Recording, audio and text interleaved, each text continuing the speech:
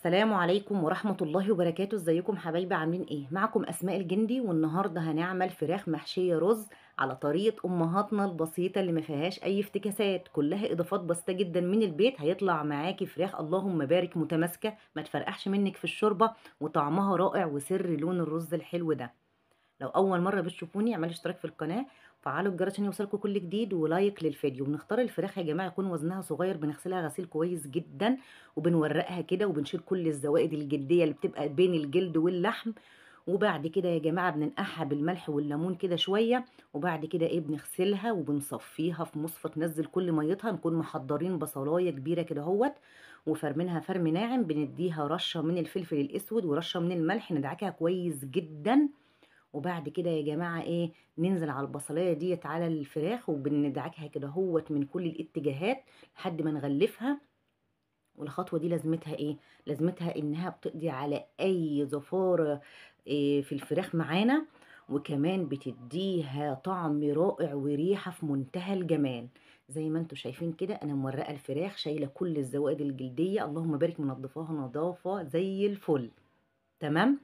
بعد كده يا جماعة بنعمل الخطوة دي، بنغطيها وندخلها التلاجة لحد بقى ما تاخد كده هوت من طعم البصلة بتاعتها، وتبقى طعمها حلو جدا. تمام زي ما انتوا شايفين.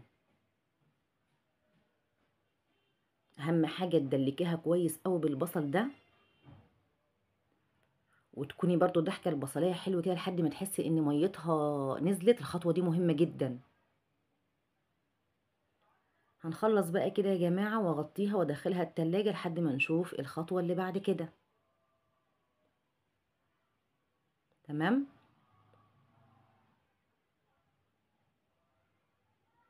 وكده خلصناها خلاص. انا بقى يا جماعه كنت محضره شويه قوانص كده بدون الكبده، القوانص بس يا جماعه. طبعا انا لما بكون جايبه فرخه بشيل القنصه بتاعتها كده على جنب، ما بعملهاش. وطبعا القوانص دي كده انا غسلها غسيل كويس جدا ومقطعاها، انا بوريها لكم طبعا. وبعد كده بقى هفرمها معايا كده في الكبه لحد ما تبقى مفرومه ناعم، اكنها زي اللحمه المفرومه كده. تمام زي ما انتم شايفين. وهقول لكم انا هستعملها في ايه دلوقتي. يبقى القوانص دي يا جماعه انا مجمعاها كده، تبقى موجوده عندي. فطبعا قطعتها صغير قوي كده، وبعد كده هفرمها فرم ناعم زي اللحمه المفرومه. تمام زي ما انتم شايفين. تفرميها كويس قوي لحد ما تاخدي نتيجه اللحمه المفرومه كده زي ما انتم شايفينها. وهنقول هنعمل بها ايه دلوقتي. معايا كده يا جماعه طاسه على النار، ونزلت بمعلقه سمنه بلدي كده محترمه. نزلت كده بمعلقه سمنه محترمه تفك معانا. هنكون محضرين بصلتين كده برضو كبار حلوين، فرمينهم فرم ناعم كده زي ما انتوا شايفين. هنحمر البصلايه لحد ما هتاخد اللون اللي انتوا هتشوفوه معايا ده.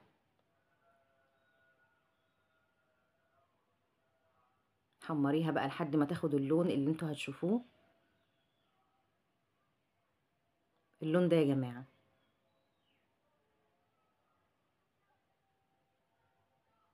يعني مش هنحرق البصل قوي، هو لون بسيط كده. وهننزل بقى بالقوانص اللي احنا فرمناها مع بعض. ودي بقى يا جماعة بصراحة حاجة تانية، وبتودي حشوة الفراخ في طعم تاني خالص. هنعصجها اكننا معانا لحمة مفرومة بالظبط زي ما انتوا شايفين. هنقلب كويس. النار يا جماعة ما تكونش عالية قوي ولا هادية قوي علشان ما تنزلش ميتها. يبقى حمرنا لحد ما البصلاية كده خدت اللون اللي يعني زيادة عن الذهبي شوية، الغامق شوية ده، بس مش غامق أوي لدرجة إنها تتحرق. نزلنا بالقوانص اللي احنا فرمينها يا جماعة فرم ناعم كده، وهنعصجها أكننا بنعصج لحمة بالظبط. تمام.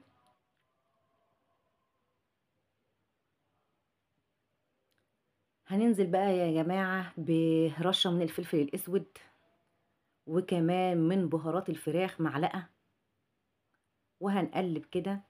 وطبعا يا جماعة أنا جنبي بقى 3 كوبايات من الرز. أنا مزودة كوباية بس، أي فرخة بتاخد كوباية من الرز المغسول. تمام. عصجناها كده بقى بالفلفل والبهارات. ننزل بقى بالرز اللي احنا كنا غسلينه، ودول 3 كوبايات، لان طبعا انا بحب ايه كوبايه تكون زياده عشان اسويها كده وتبقى جنب الفراخ. تمام. يبقى لكل فرخه يا جماعه كده متوسطه بتاخد كوبايه رز. هنقلب كده ونشوح بقى كل المكونات الحلوه دي مع بعض كده لحد ما الرز كده يتشمح كده وياخد بقى من الطعم القوانص المفرومه الحلوه دي، اكنها لحمه مفرومه بالظبط. يعني انت مش هتقدري تقولي دي مش لحمه، لا هتقولي انا حاشيه الفراخ بلحمه مفرومه. تمام. هنضيف بقى الملح بتاعنا ونبتدي برضو نشوح كده وكله ياخد من طعم بعضه.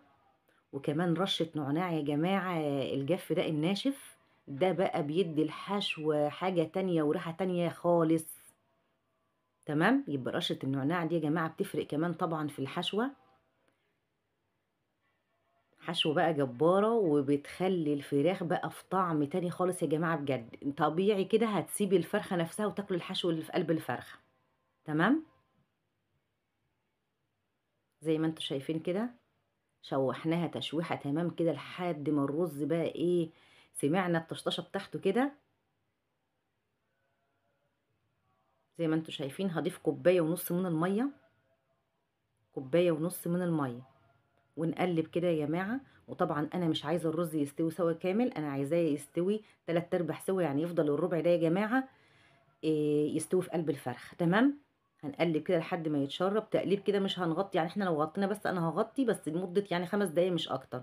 ضفت نص الكوباية المية التانية وهنقلب برضو لحد ما يتشرب كده.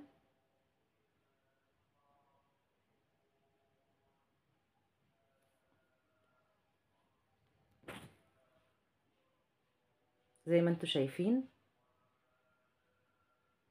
هنغطي بقى عليه كده لمدة 5 دقايق، وبعد كده يا جماعة نطفي بقى النار ونسيبه بقى ايه يهدى خالص علشان نحشي بيه الفراخ. يعني ما ينفعش تحشي الفراخ والرز معاكي سخن. تمام. بقلب كده بقى خلاص وهطفي عليه النار، وهو كده يا جماعة ما استواش سوا كامل. زي ما انتوا شايفين لسه حباته ايه، تحسوا ان هي لسه نية ما استواش، علشان يكمل سواه في قلب الفرخة نفسها. طفيت النار وهسيبه يبرد خالص لحد ما يبقى بارد جدا، وبعد كده ايه ابتدي احشي الفراخ معايا. زي ما انتوا شايفين الرز خلاص كده برد. ابتدي بقى احشي الفراخ. وكمان يا جماعه وانتوا بتحشوا الفراخ بلاش تزودوا فيها رز كتير، لان الرز ده مش مستوي سوا كامل. طبيعي كده ان هو هيزيد ويخلي الفرخه تفرقع معاكي وانت بتسلقيها. خدت نص الكميه كده وهبتدي بقى احشي الفرخه معايا زي ما انتوا شايفينها. هنحشيها اول حاجه كده من عند الرقبه بتاعتها كده اهوت بالمعلقه كده، وتحاولي تضغطي كده بصباعك لحد ما تدخلي الحشوه كده اهوت. تمام.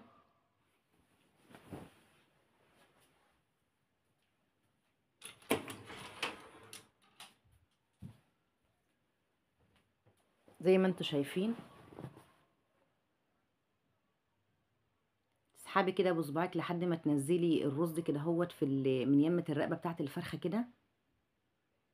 وحاولي على قدر الامكان ما تمليش الرز قوي علشان زي ما قلت لك ما يفرقعش منك.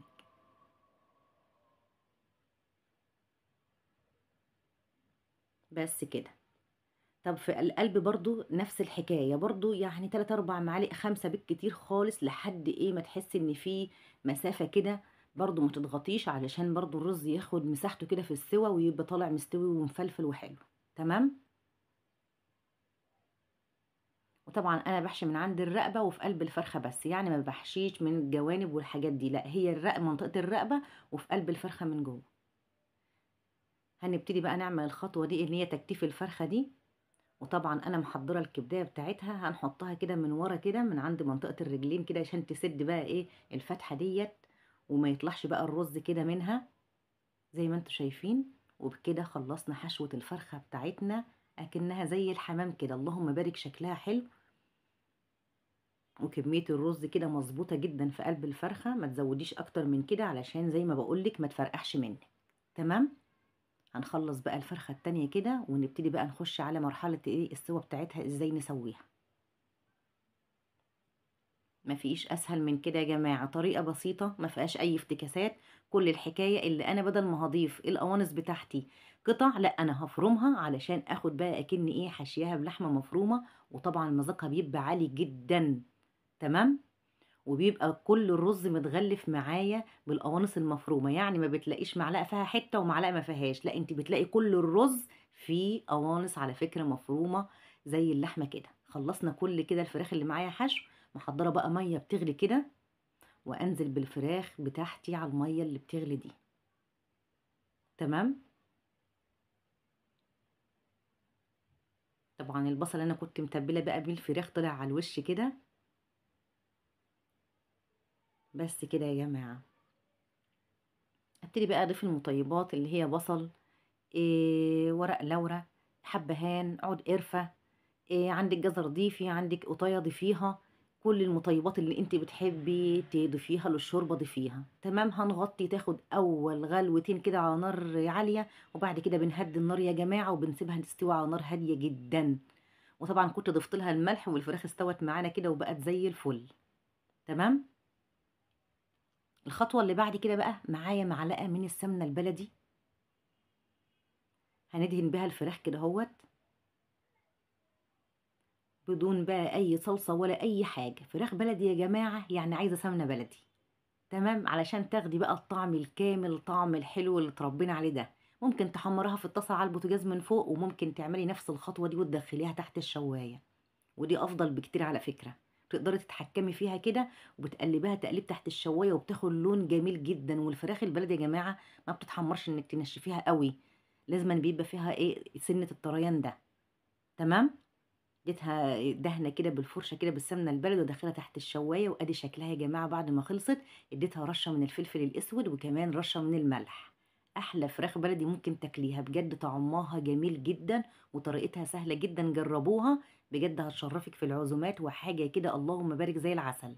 معايا طبق بقى كده يا جماعه في رشه من البقدونس الاخضر. اطلع الفراخ كده وهي سخنه كده عليه عشان يديها ريحه حلوه زي ما انتم شايفين.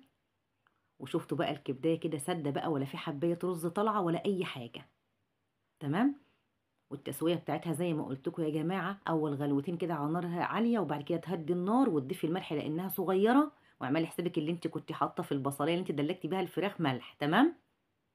بس كده الفراخ خلصت معانا واديناها رشه بقدونس حلوه كده، وريحتها وطعمها كان جميل جدا. مفيش اسهل من كده يا جماعه. وبس كده خلصنا الفراخ المحشية رز بطريقة أمهاتنا البسيطة اللي ما فيهاش أي إضافات زي ما احنا بنشوف كده، وأحلى مذاق وأحلى طعم. يا رب يكون الفيديو نال إعجابكم وقدرت أفيدكم بحاجة صغيرة لكل بنوتة لسه بتبتدي حياتها. وأدي الرز يا جماعة واخد بقى من القوانص خالص، وشكله حلو ومفلفل وطعمه في منتهى الجمال.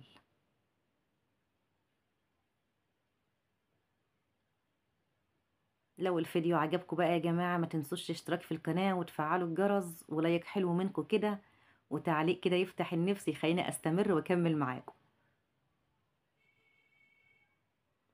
شفتوا بقى الرز كله واخد بقى من التتبيلة بقى والقوانص المفرومة وحاجة كده اللهم بارك، وكمان الفراخ طالعة معايا طرية وطعمها حلو جدا.